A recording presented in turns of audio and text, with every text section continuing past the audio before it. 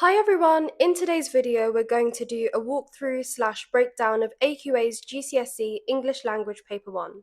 So for the sake of this video, we'll be using the November 2020 paper as our guide. I'll link the full extract below so you can have a read and maybe have it open for reference as we go through each question. But just to summarise, this paper features an extract from The Silk Factory by Judith Allnut, where we meet Rosie and her children as they move into their new home. In this extract, Rosie encounters a mysterious stranger child in the garden, who we never really find out if she was a hallucination because Rosie's so tired from moving or if she's a real girl. We'll walk through each question step by step, providing exam insight and just some tips to help you get as many marks as possible for each question. Okay, so let's get started. First things first, we need to keep in mind this paper is 1 hour 45 minutes. And it's a total of 80 marks, so 40 marks for section A, which is question 1 to 4, all based on the extract we get. And there's 40 marks for section B, question 5, which is your creative writing section, so where you'll be asked to write a story or a description. Feel free to pause and have a quick read for more details, and obviously feel free to do this throughout the video as well, whenever we need to read a quick extract.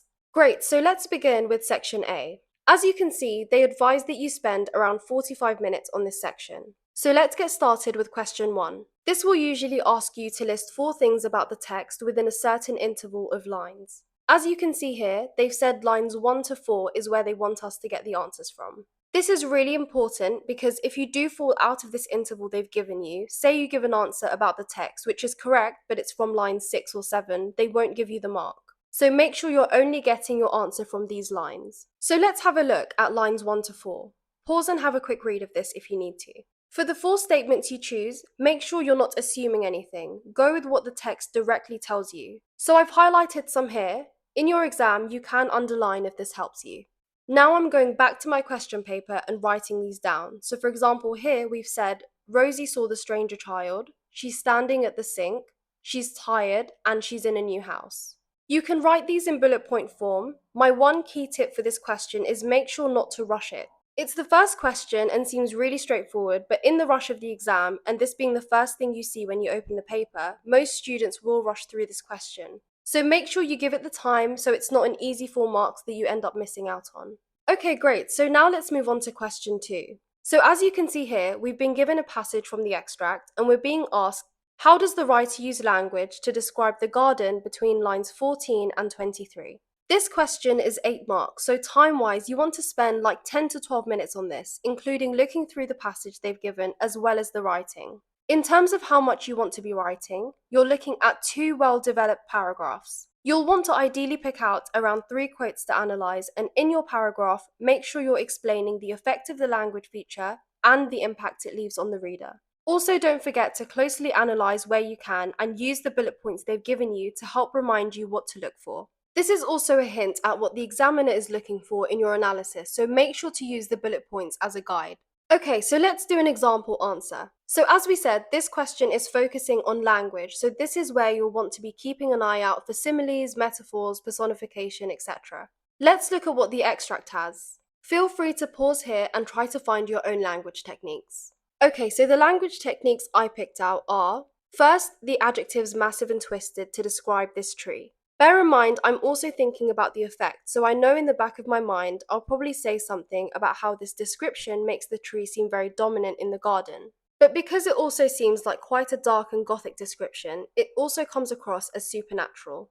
The next quote that stands out is the tree being described to have knuckles in the earth like a gigantic malformed hand. The language techniques here are personification and a simile. So I'll discuss how this reinforces the supernatural elements of the tree and gives it a sinister presence in the garden, almost making the tree seem like a strange creature. The last quotes I will pick out are the phrase gnarled growth through the long twisted shadows. This quote creates a sense of mystery, and I can further this point through the idea of the orchard which disappeared into a mass of nettles and brambles, evoking mystery and danger and also emphasizing this idea of the unknown. Okay, so now let's look at these ideas written into an example paragraph.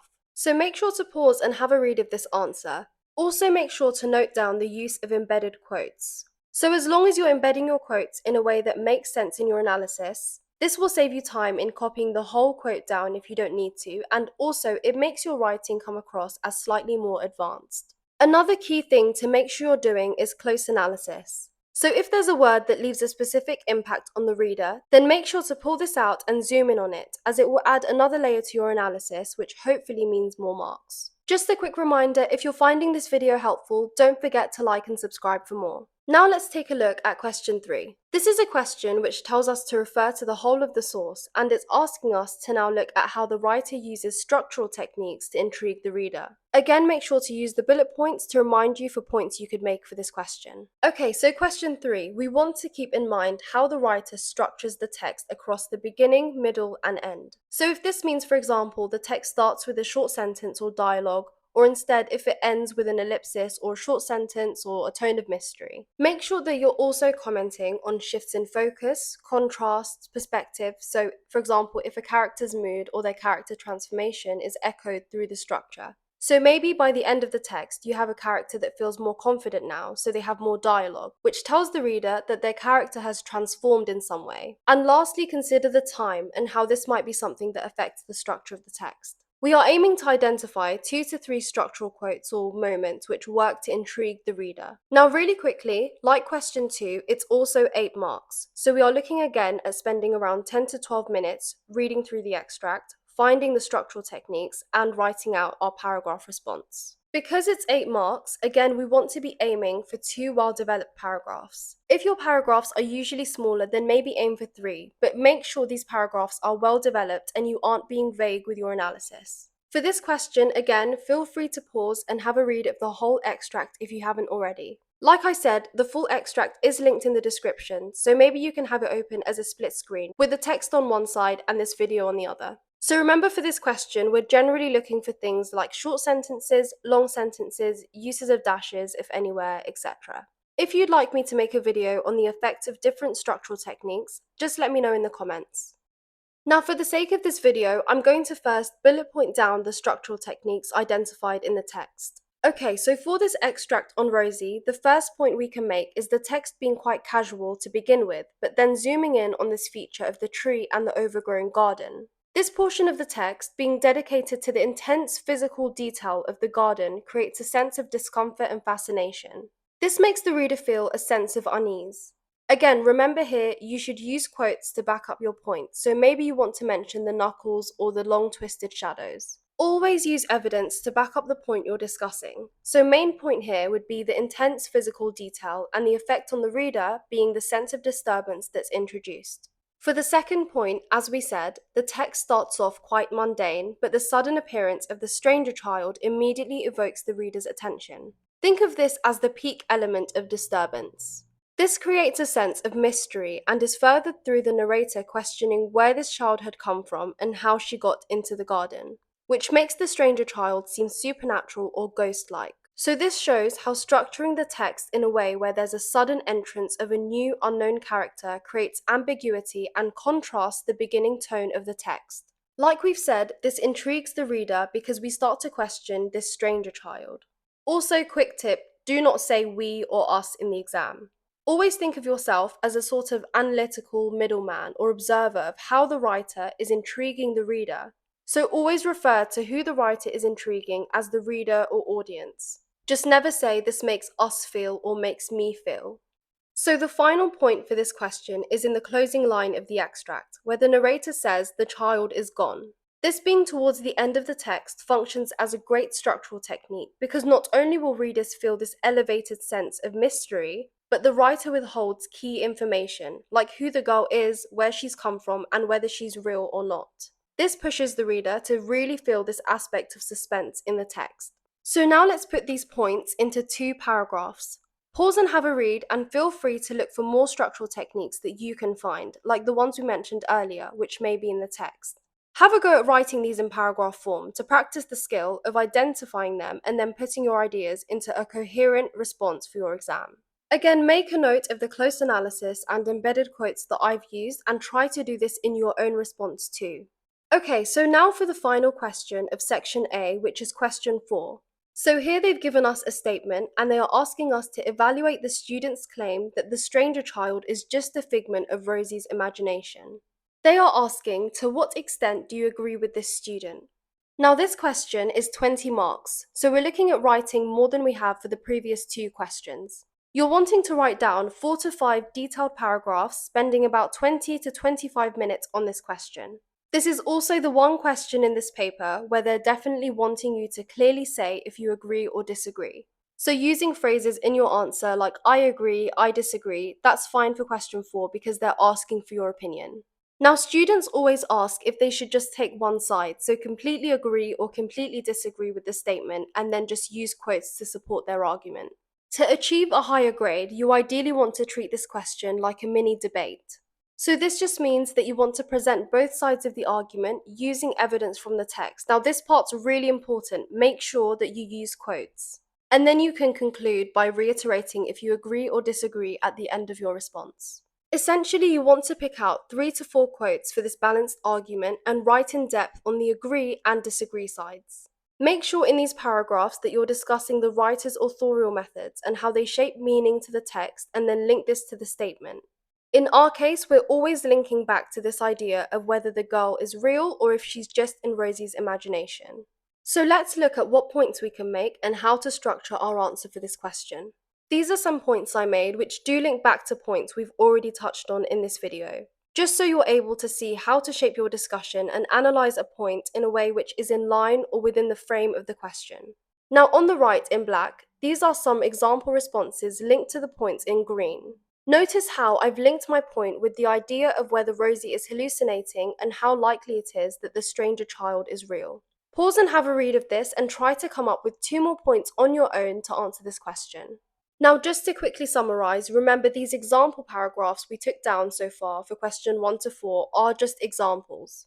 Everyone's writing style is different, but just make sure that in your response you have the core ideas that we discussed. So making sure not to be too vague, closely analyze by zooming into words, and you have to make sure that you discuss the writer's intention in using specific language and structural techniques and the impact they leave on the reader.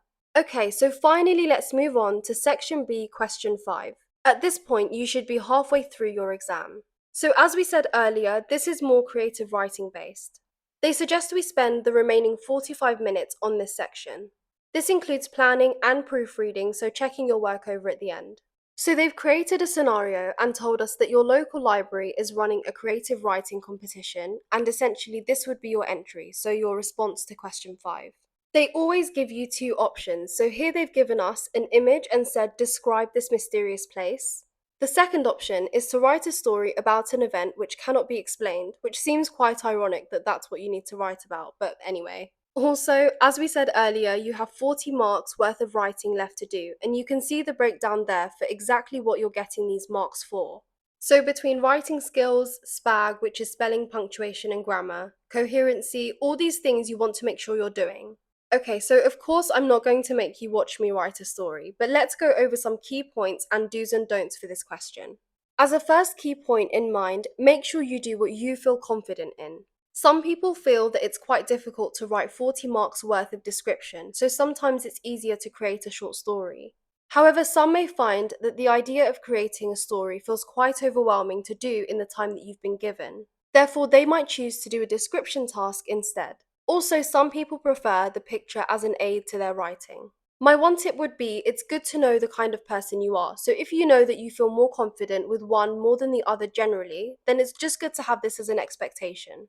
However, saying this, if you are, say for example, a descriptive writing person and you get an awkward picture that's quite hard to describe, or even if it's just on the day that you feel more confident with writing the story, then do that. Always go with what you feel confident doing in the exam, and if this isn't something you'd usually go for, don't let that throw you off. Now finally, some do's and don'ts for question 5, regardless of which option you pick. So do's include planning. Make sure to just have a clear beginning, middle and end. Don't overcomplicate your plot so that you end up running out of time. Examiners are marking your coherency and grammar and things like that, so as long as it's interesting and more importantly allows you to explore and include language and structural techniques and it flows well, then that's what you should prioritize. It's also good to have a clear narrative voice, so whether this be your protagonist or a narrator, just try to stick with it. Make sure that you don't accidentally drift away by starting using a narrator and then suddenly it's the main character that's speaking, and then after that it's the protagonist's friend speaking. Also zoom in on detail, so just like the tree in the extract with Rosie, zoom in on detail. This is great because it means that you get to show off your language and structural techniques in your own writing. My last do, which is more of a tip, is pick a moment in time rather than telling the whole story or a vast description and overwhelming yourself. Now on to what not to do. Don't overuse the same set of adjectives and description. This is important because, as we said, the examiner is looking for a variation of techniques, so if you're using the same adjectives repeatedly, this gives the examiner the impression that you haven't fully explored the range of techniques and it limits your writing. Secondly, don't switch tenses halfway through. So similar to what we just said about the narrator, don't start off speaking in the present tense and then drifting into speaking in past tense. Try to keep the tense the same. I would really stress this because it's a mistake which many students do each year in the rush of the exam, and examiners always pick up on it. Also, don't ignore the image if you've picked the story. Try to derive your impression of the picture and let that influence your story. The last thing is try not to end your story with the character suddenly waking up and realizing it was all a dream. Students often do this when they've run out of time, so try to avoid this style of ending. Instead, make sure in your planning stage that you have a clear end that's easy to get to when you're writing your response. That's all for this video. I hope this walkthrough was helpful. Make sure to share any tips you have for language papers in the comments. Thanks so much for watching, and I'll see you in my next video.